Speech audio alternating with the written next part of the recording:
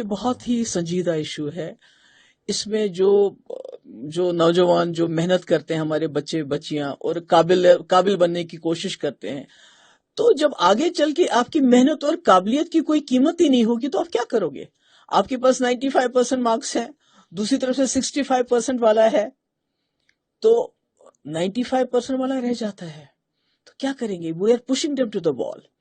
تو ہمارا یہ کہنا ہے کہ آبادی کے حساب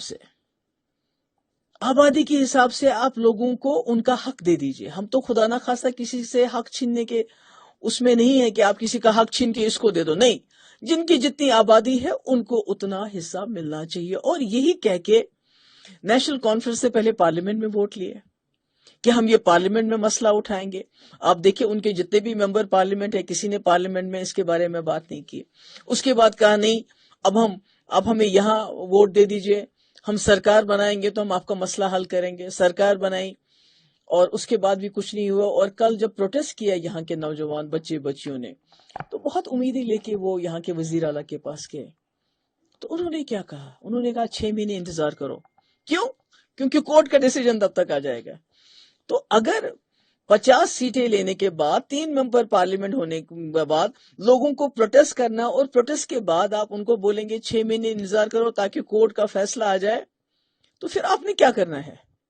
تو میں تو سمجھتی تھی کم سے کم وزیر اعلیٰ صاحب جو ہمارے پوسٹ گریجویشن میں ریزرویشن ہے، جو نیٹ کے ایگزام ہوتے ہیں، کمپٹیٹیو ایگزامز ہوتے ہیں، جس طرح میں نے 2018 میں SRO 49 لایا تھا اور 75% ریزرویشن اوپن میرٹ کے لیے رکھی. دیکھیے نا کہ آپ ایک بہت بڑی آبادی کو، 70% آبادی کو you are pushing them to the وال.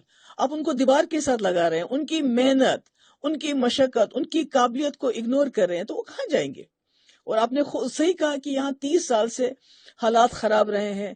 نوجوانوں کے پاس کوئی ایوینیوز نہیں ہے، پرائیویٹ جابز ہمارے پاس اویلیبل نہیں ہیں، سرکاری جابز ہیں، پوسٹ گریجویشن ہے، جو بھی ہے اس میں اگر آپ ان کو 70% کو 30% دیں گے تو اس میں کیا ہوگا ان کا؟ تو میں سمجھتی ہوں بہت ہی یہ سنجیدہ معاملہ ہے. اس میں وزیر اعلیٰ کو کورٹ کے فیصلے کا انتظار کیے بغیر، ایک تو میں چاہتی ہوں کہ وہ اس میں SRO 49 کو سٹڈی کریں، وہ دیکھیں تاکہ جو پوسٹ گریجویشن میں ہے اس میں اوپن میرٹ والوں کو ابھی سے حصہ ملے. اور دوسرا یہ جو ریکروٹمنٹ ہو رہی ہے، دیکھیں 6 مہینے تک ہزاروں لوگوں کی ریکروٹمنٹ ہو جائے گی، جس میں ہمارے لوگوں کا جو یہ اوپن میرٹ کے لوگ ہیں ان کا حصہ جو ہے وہ بالکل نہ ہونے کے برابر ہے. تو پھر کیا فائدہ ہے؟ یہ تو دیکھیے نا، وزیر اعلیٰ کے ہاتھ میں سب کچھ ہے. جس کے پاس 50 MLA ہوں، میرے پاس تو 50 نہیں تھے، میرے پاس تو 28 تھے. میں تو BJP کے ساتھ سرکار بنا رہی تھی، پر اس کے بعد بھی میں نے جرت کی، میں نے اس وقت SRO 49 لایا اور 75% میں نے اوپن کیٹیگری کو دے دیا.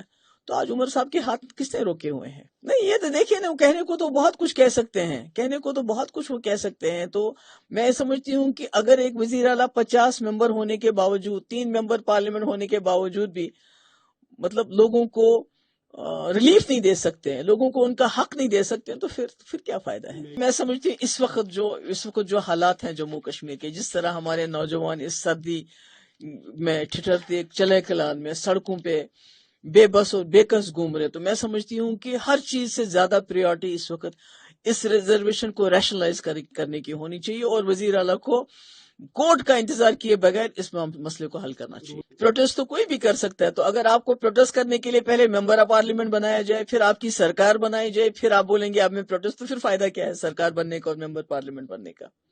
میں سمجھتی ہوں کہ یہ سرکار کا کام پروٹیسٹ کا نہیں ہوتا ہے، ان کا کام ہوتا ہے ڈیسیجن لینے کا، جو عمر صاحب کو لینا چاہیے.